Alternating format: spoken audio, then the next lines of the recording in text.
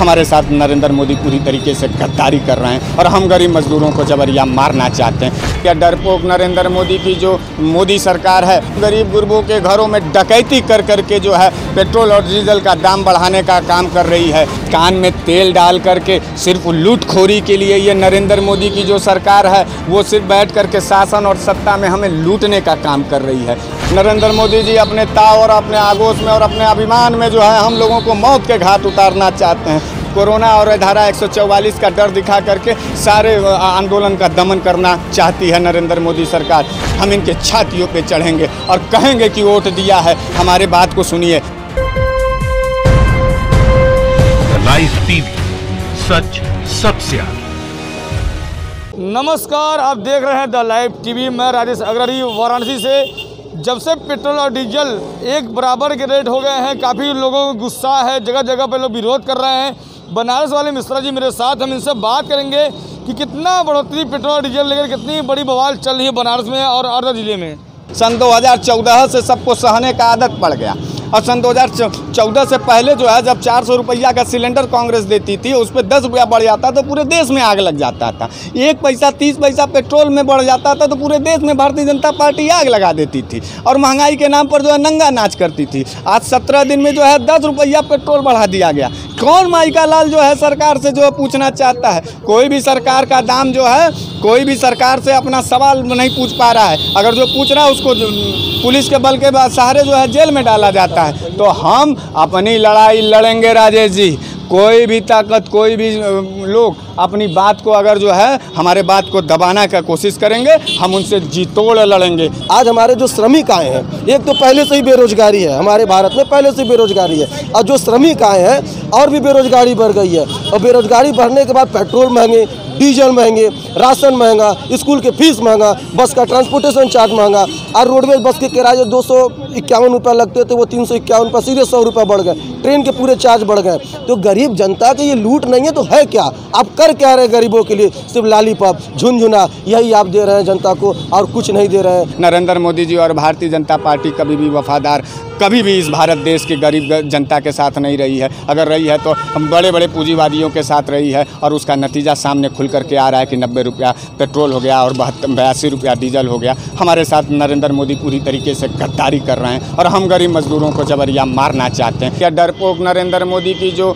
मोदी सरकार है ये पूरी तरीके से जो है हम गरीब गुरबों के घरों में डकैती कर करके जो है पेट्रोल और डीजल का दाम बढ़ाने का काम कर रही है। आज इतिहास में पहली दफ़ा जब इंटरनेशनल लेवल पर जो है कच्चा तेल का दाम सबसे न्यूनतम दर्जे पर है, उस दौर में भी अगर भारत के अंदर 90 रुपया 85 रुपये से लेकर के 90 रुपये का पेट्रोल मिलना, इसका यह मतलब है कि नरेंद्र मोदी जी सिर्फ और सिर्फ लूट के लिए सरकार बनाए हैं। इनका जो बातचीत करने का अंदाज़ा है वो गरीबों से टैली ज़रूर खाता है, लेकिन उनके घर और परिवार में जब गरीबों के घर और परिवार और दर्द को समझने की बारी आती है तब ये पुलिस लगा करके आम गरीब जनता को जेल में ढकेलने का काम करते हैं। देखिए, जब भारतीय जनता पार्टी की सरकार नहीं थी तब यही बाबा रामदेव पूछा करते थे कि बच्चों बताओ तुमको कैसी सरकार चाहिए?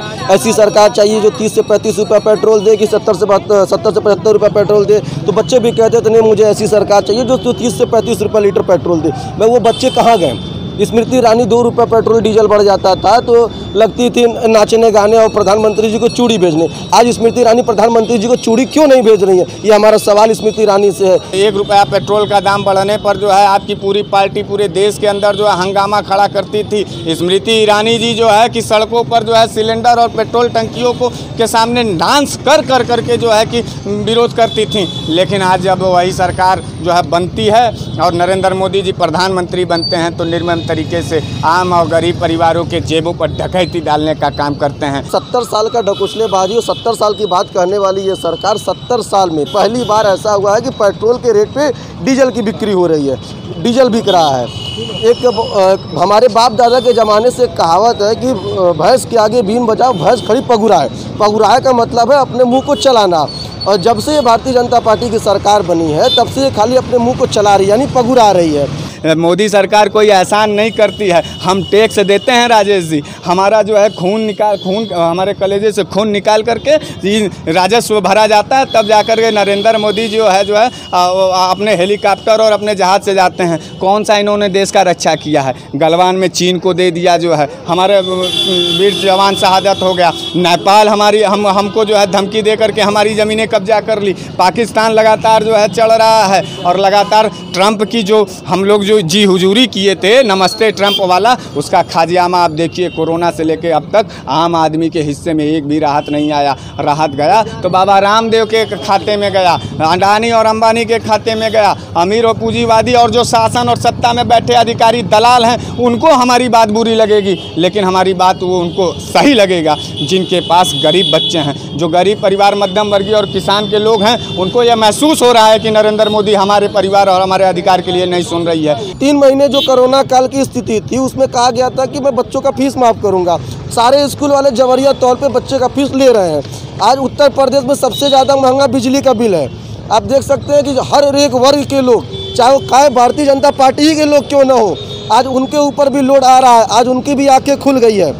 आप बात कर लीजिए, पूरी ट्रांसपोर्टेशन ध्वस्त हो गई है इस वक्त, एकदम कोई काम नहीं हो रहा। कोरोना काल में पूरी तरीके से मध्यम वर्गीय परिवार एकदम खत्म हो चुका है, टूट चुका है। कान में तेल डाल करके सिर्फ लूटखोरी के लिए ये नरेंद्र मोदी की जो सरकार है, वो सिर्फ बैठ करके शासन और सत्ता में हमें लूटने का काम कर रही है। आपको बता दें कि 70 साल में पहली दफ़ा पेट्रोल से ज़्यादा महंगा डीजल कर दिया गया। यह कितना बड़ा सबूत है इस लूट का। 32 रुपया कच्चा तेल है और 90 रुपया का पेट्रोल है। आप बताइए, अगर पेट्रोल और डीजल का दाम बढ़ता है तो हर एक सामान पर जो है महंगाई बढ़ती है। हम किससे कहने जाएंगे? हम पेट्रोल का विरोध जो है ट्रंप से कहने जाएंगे? हम अपना राशन सस्ता जो है कि पाकिस्तान के इमरान खान से मांगने जाएंगे? हम अपने जो है बच्चों का फीस माफ़ करने का सवाल किससे कहेंगे? हम चीन वाले से कहेंगे? तो भारतीय जनता पार्टी जो मूलभूत गरीबों का जो सवाल है उसको नहीं सुनना चाहती है। उसको गाली और पुलिस के लाठियों से दमन करके दमन करना चाहती है। और दमन होने से पहले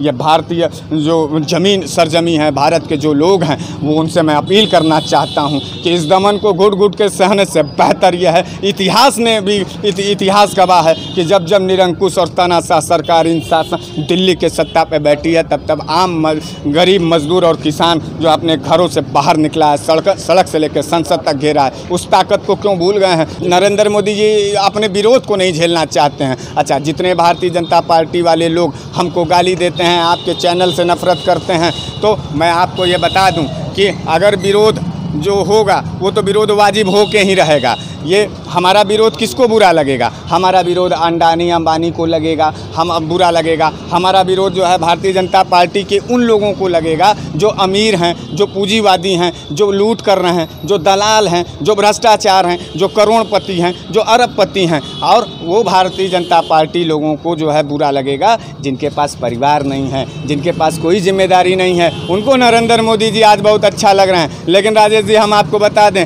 आज बनारस और पूरे हिंदुस्तान का आम आदमी, गरीब परिवार जो है जर्रा दाने दाने के लिए तरस रहा है। उसके घर में दूध कैसे आ रहा है, उसके घर की गैस की सिलेंडर कैसे आ रही है, उसके घर में बिजली का बिल देना है, बच्चों का फीस अभी 3 महीने का बाकी है, 3 महीने का बिजली का बिल बाकी है। और जिन्होंने कर्जा लिया है उनके कर्जों पर भी जो टैक्स बढ़ रहा है, जो ब्याज बढ़ रहा है, उसको भी भरने में कमर टूट गई है। आज एक तरफ जो हर व्यक्ति जो है नरेंद्र मोदी को वोट दे करके पूरे हिंदुस्तान में छाती पीट करके पछता रहा है। लोग रो रहे हैं और लोग कह रहे हैं कि नरेंद्र मोदी जी, क्यों तुम्हारी ज़मीर गिर गई है? क्यों तुम जो है इतने निर्मम हो गए हो? तुमको क्यों नहीं गरीबी दिखाई दे रही है? गरीबी के आड़ में जो है हमारे कमर को तोड़ने की साजिश की जा रही है। इस महंगाई और इस भ्रष्टाचार और नरेंद्र मोदी के निरंकुशता के खिलाफ, तानाशाही के खिलाफ हम जी जान लगा करके लड़ेंगे। क्योंकि आने वाली नस्लों को यह ना मालूम हो कि हमारे जो पूर्वज थे, हमारे जो लोग थे, वो कायर और डरे हुए थे। महंगाई के खिलाफ आज एक एक आदमी अपने घर में घुट घुट करके मरने को तैयार है,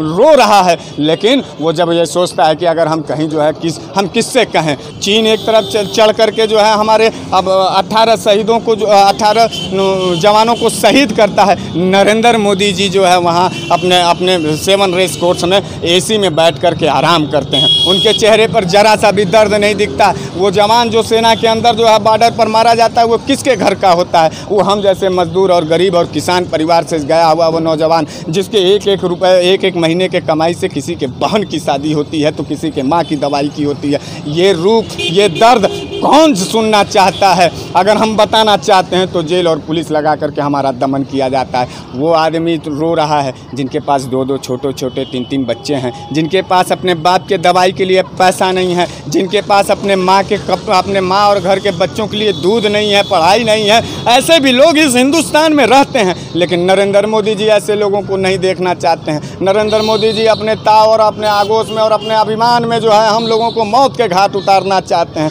हम देश के तमाम गरीब गुरबों और मध्यम वर्गीय परिवार के लोगों से कहना चाहते हैं कि अगर ज़मीर है और अपने बच्चों से प्यार करते हैं और अपने बच्चों से लगाव है, अपने बच्चों के भविष्य और अपने परिवार से प्यार करते हैं, तो निकल करके सड़कों पर बाहर आइए। कोरोना और धारा 144 का डर दिखा करके सारे आंदोलन का दमन करना चाहती है नरेंद्र मोदी सरकार। हम जब जो है अपने सरकार से, योगी सरकार से कहते हैं कि 3 महीने तक का जो है बिजली का बिल माफ़ कर दीजिए, कमाई नहीं है, उद्योग धंधे और नौकरियां चली गई हैं, एक रुपए के लिए हम तरस रहे हैं। जब घर में जाते हैं तो पत्नी और बच्चों और परिवार को चेहरे को देखने के बाद आत्मग्लानि होती है जब हम उनको रोटियां नहीं दे पाते हैं। और ये भारतीय जनता पार्टी और भाजपाई जो सदस्य होते हैं ये कहते हैं कि अगर निकम्मे हो, आत्मनिर्भर बनो। एक बात बताइए, आत्मनिर्भर आदमी किस तरीके से बन सकता है? आज कानपुर में आप देख रहे हैं कि जो बालिका गृह था, जो कानपुर में बालिका गृह था, 57 बालिका कोरोना पॉजिटिव, जिसमें से 7 जो बालिकाएं थी वो प्रेग्नेंट पाई गई,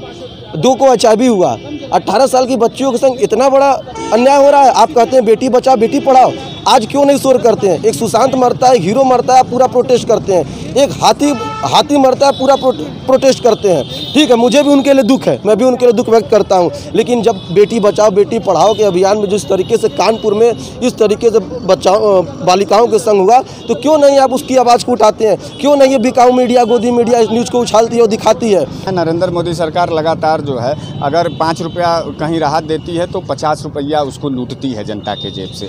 आपको हम बता दें, इसीलिए कहा जाता है कि राजेश जी, सत्ता जो है राजधर्म का निर्वहन करने वाले का जो जिम्मेदारी होता है वो परिवार वाले को दिया जाए। अगर आज नरेंद्र मोदी जी को 2-4 बच्चे होते और वो परिवार में होते तो वो समझते कि जो फीस है वो फीस भरने में एक आम गार्जियन को, एक आम अभिभावक को कितना मेहनत करना पड़ता है। योगी जी को कैटो बच्चे हैं, उनको क्या दर्द पारिवारिक मालूम होगा? मोदी जी को कितने बच्चे हैं, उनको क्या पारिवारिक दर्द होगा? इसलिए जब भी शासन सत्ता का जो है कामान देना चाहिए तो पारिवारिक आदमी को देना चाहिए। ये छोटे छोटे बच्चे हैं, ये हिंदुस्तान के ही छोटे बच्चे हैं, इनके पास ना पढ़ने का लिखने का कोई ब्यौरा नहीं है। कितने गार्जियन अपने बच्चों का स्कूल से नाम कटवा दिए हैं, कितने गरीब लोगों ने जो है अपने घर से बिजली कटवा दिया है। चीन का तो बहुत ज़्यादा, चीन के साथ झूला झूल रहे थे, जो पूरे देश के अंदर हर घरों में चाइनीज़ जो मीटर लगा है, उस मीटर के वजह से हमारे खूनों को चूसा जाता था। जो पहले 200 यूनिट आता था, अब 500-500 यूनिट आ रहा है, 2-2 हज़ार 3-3 हज़ार रुपया बिजली का बिल आ रहा है। तब तो चाइनीज़ जो है मीटर नहीं